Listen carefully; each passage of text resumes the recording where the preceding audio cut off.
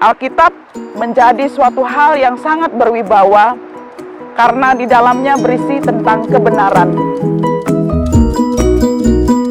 Saudara, ada sebuah cerita dari Indian, seorang putri raja sangat mencintai buku-buku ilmu pengetahuan.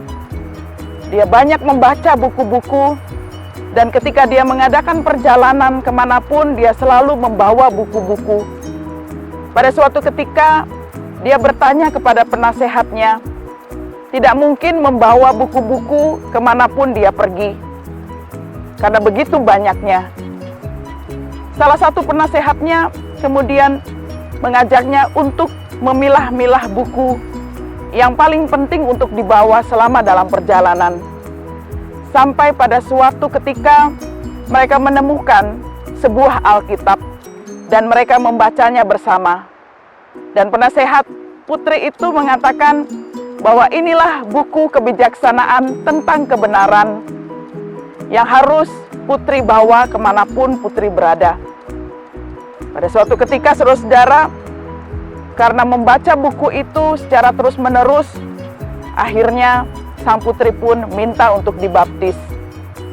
Dan sang putri pun menemukan kewibawaan melalui buku tersebut.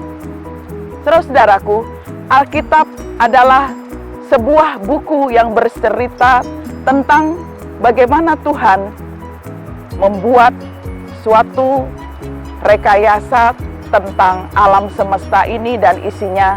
Demikian juga tentang kebenaran di dalam Alkitab.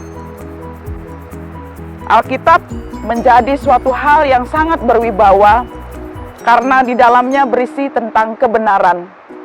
Terutama ketika kita lihat dalam bacaan-bacaan Injil.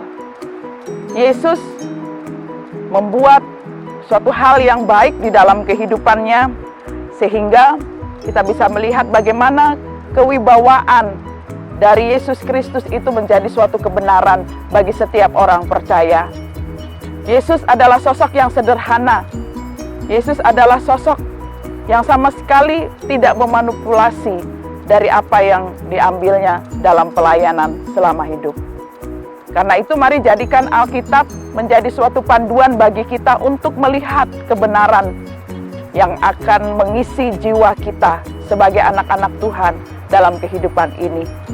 Alkitab menjadi suluh dan juga pelita bagi kita. Tuhan memberkati kita sekalian. Amin.